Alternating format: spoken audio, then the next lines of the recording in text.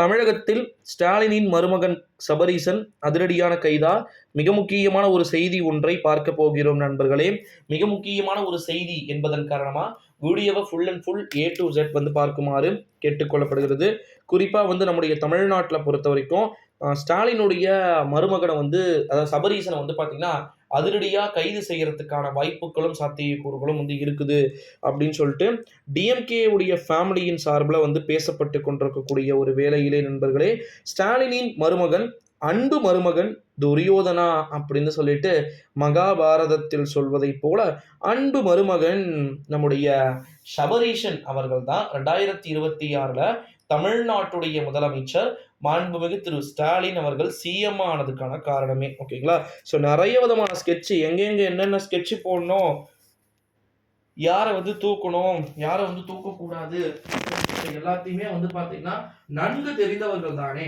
இந்த ஒரு சூழ்நிலையில தான் நிறைய விதமான மாற்ற ரீதியிலான அரசியல்கள் அப்படின்றது இருக்கிறதை நம்மால் ஓரளவு வியூகிக்க முடிகிறது அப்படின்னு சொல்லலாம் நண்பர்களே. அது மட்டும் இல்லாம இன்னொரு ஒரு மிக முக்கியமான ஒரு தகவல் என்ன அப்படின்னு பாத்தீங்கன்னா, நம்முடைய தமிழ்நாட்டை பொறுத்த வரைக்கும் ஓகேங்களா, உங்கள் அனைவருக்குமே தெரியும் அப்படின்னு நினைக்கிறேன். தமிழ்நாடு அப்படின்றது டோட்டலா என்டர் பாலிட்டிக்கல் அரசியல் அப்படின்றது ஓடிக்கிட்டு இருக்கிறத நம்மளால ஓரளவு வியூகம் பண்ண முடியுது. இந்த ஒரு சூழ்நிலையிலே அரசியல் சார்ந்து என்ன வேண்டுமானாலும் நிகழ்வுகள் நடந்து அரங்கேறுவதற்கு வாய்ப்பு மற்றும் சாத்தியக்கூறுகள் இருக்கக்கூடும் அப்படின்னு சொல்லிட்டு எதிர்பார்ப்பை ஏற்படுத்துகிறது. ஸோ அதனால திமுகவுடைய பேச்சாளர் நம்முடைய நிறைய பேர் பேச்சாளராக இருக்கட்டும், அதற்கு பிறகு பாத்தீங்கன்னா மற்ற விஷயங்கள் இருக்கக்கூடிய சபரீசன் போன்றவர்களா இருக்கட்டும், நிறைய பேர் பாத்தீங்கன்னா வாய வச்சு சும்மாவே பாத்தீங்கன்னா எங்கிறது இல்லை.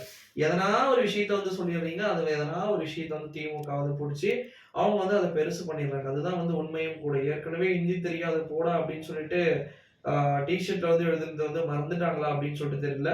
ஸோ மறுபடியும் கவலைப்படாதீங்க, அதை கண்டிப்பா விற்கப்படும் அப்படின்ற மாதிரி சொல்லியிருக்காங்க. சொத்துக்கள் அனைத்தும் வாங்கப்பட்டு விற்கப்படுவதற்கான வாய்ப்புகளும் சாத்தியக்கூறுகளும் நிறையவே இருக்கிறது அப்படின்னு சொல்லிட்டு சொல்லப்பட்டிருக்கு நண்பர்களே.